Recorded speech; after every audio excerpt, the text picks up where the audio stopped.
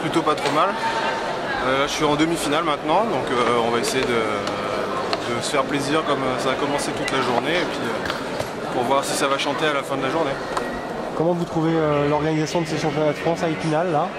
C'est dans tout ce qu'on a pu connaître déjà dans les championnats de France, dans l'organisation des championnats de France. C'est vrai que c'est délicat d'organiser un événement où au final il y a 3 fois 3 compètes, donc non, il y a 6 compètes sur une journée, et ça 2 jours de suite, donc c'est vraiment très dur. Et ils arrivent à plutôt bien s'en sortir, les timings sont assez respectés, donc maintenant voilà quoi. Après, est-ce qu'il y en a un mieux organisé que l'autre? Du moment que les gens sont contents, que le timing se passe bien, qu'il y a de l'eau chaude à la fin, pour que les gens puissent se laver, je pense que tout le monde est content. Bon, vous avez battu Bonaire sans vraiment vous faire peur? Non, il n'y a pas à avoir peur. Après, on se connaît très bien puisqu'on est partenaire d'entraînement à l'INSEP. Et donc voilà quoi. Après, on se connaît. Il sait de quoi je suis capable, je sais de quoi il est capable. Après, voilà, c'est à qui va prendre le dessus, l'ascendant psychologique, mental. Et ça se joue sur des détails après. Bon, il reste du lourd là, Vlasic ou Lucenay, vous êtes plusieurs à être prétendants au titre de champion de France? Bah oui, normalement il doit en rester 4, donc parmi ces 4 il y aura forcément le champion de ce soir. Après, qui va gagner? Alors je sais pas qui est dans les demi. Il doit y avoir Fonson, Lucenay, je vois bien Lucenay en finale, et de notre côté, bon, on verra bien. Bon, vous êtes récent champion d'Europe, c'est ça? Oui. Début des demi-finales à 45. Forcément.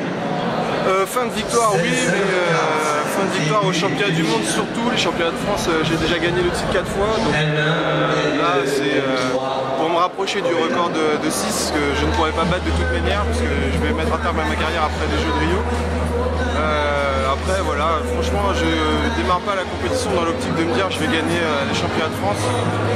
J'essaie de me faire plaisir sur la piste, et puis après le match, l'histoire du match va faire que je vais m'imposer ou je vais perdre, mais je ne cherche pas à remporter le truc absolument. Pour conclure, les JO de Rio, ça serait l'objectif ultime pour vous? Oui, complètement, puisque comme je vous l'ai dit, je compte arrêter de mettre un terme à ma carrière après à l'issue des Jeux de Rio, donc c'est le dernier objectif de ma carrière. Si tout se passe bien, dans 1 an et 1 mois, je disputerai ma dernière compétition. Si tout se passe mal, dans 10 mois, ce sera fini. On va viser l'or. Tout à fait, oui.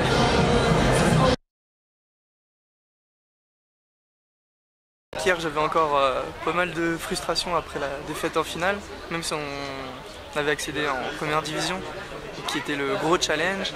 Par contre, ce matin, je pense que la satisfaction a pris le dessus, et ça a peut-être eu un impact sur nos performances individuelles. Mais non, je suis vraiment très satisfait de la compétition d'hier. Tout le monde a très bien joué, très bon esprit. Sur quoi vous faites la différence alors hier? Je pense que la motivation de jouer à domicile a vraiment servi. Tout le monde était ultra motivé. Mentalement,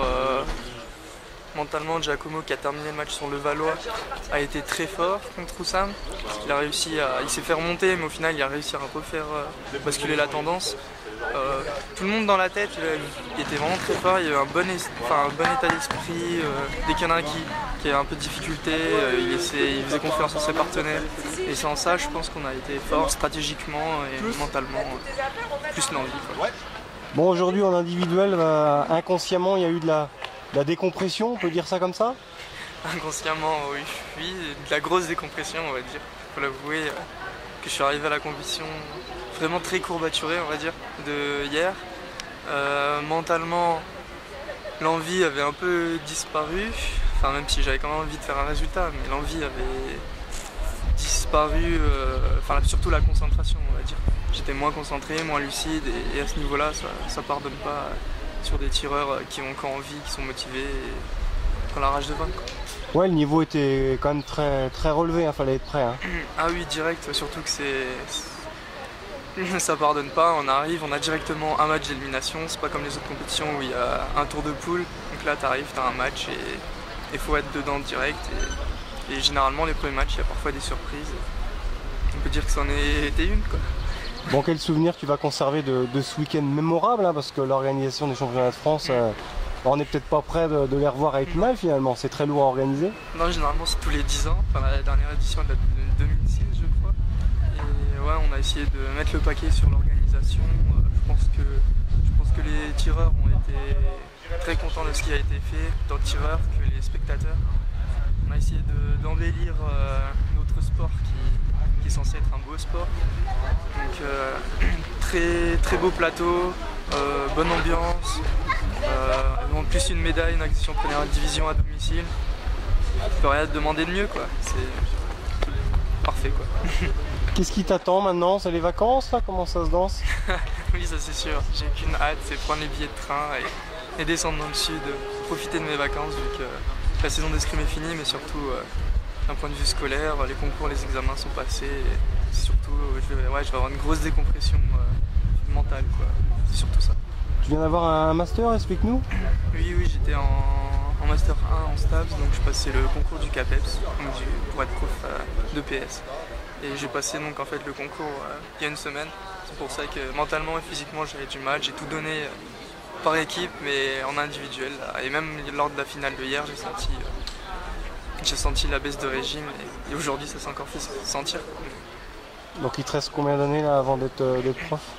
Si j'ai le concours l'an prochain, je suis professeur stagiaire en Master 2. Donc normalement, peut-être quelques semaines il me reste sans être prof. Et comment tu vois ton avenir après? Tu resterais sur Nancy ou tu irais ailleurs? Non, la première année on reste dans l'académie. Donc en M2 je resterai dans l'académie. Par contre l'année d'après on est muté dans la région parisienne à peu près. Voilà. Et au final, même si c'est pas des régions que j'apprécie trop, je pense que niveau escrime, je vais pouvoir bien apprécier, donc je vais pouvoir bien m'entraîner encore plus que d'habitude sur Paris, tout en restant bien sûr au club d'Épinal. Donc tu pourrais bénéficier des infrastructures d'Aulnay ou Levallois ou non, ça serait plus... Peut-être une vision vers le PUC, vu que je m'entends très bien avec les tireurs et que j'ai un ami d'ici qui est à Épinal aussi qui est allé au PUC.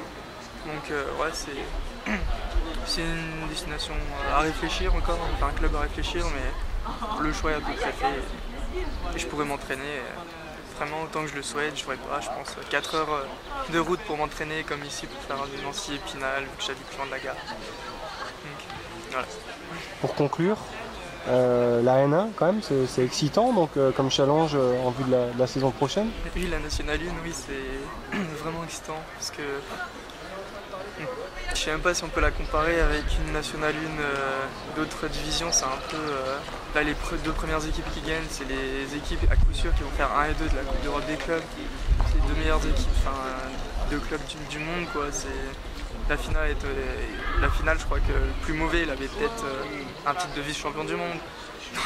Donc voilà, c'est un combat entre que des médaillés olympiques, champions du monde et tout. Donc on n'accède même pas dans la cour des grands, mais dans la cour des très très grands, quoi. Il y a une hiérarchie forcément, il y a 3 clubs qui dominent et il faut se faire une place derrière. La hiérarchie par contre elle est vraiment très établie sur le podium, quoi. On va dire il y a 3 équipes qui sont Levallois, Saint-Gratien et Rodez qui sont vraiment au-dessus. Après les autres équipes sont abordables, on va dire, mais il y a 3 équipes on peut dire indétrônables quasiment, même si c'est du sport et que tout est possible, quoi, mais ça fait trop. Tous les championnats sont toujours 1, 2, 3, 1, 2, 3. On verra, après l'équipe est en construction, on peut encore peut-être évoluer.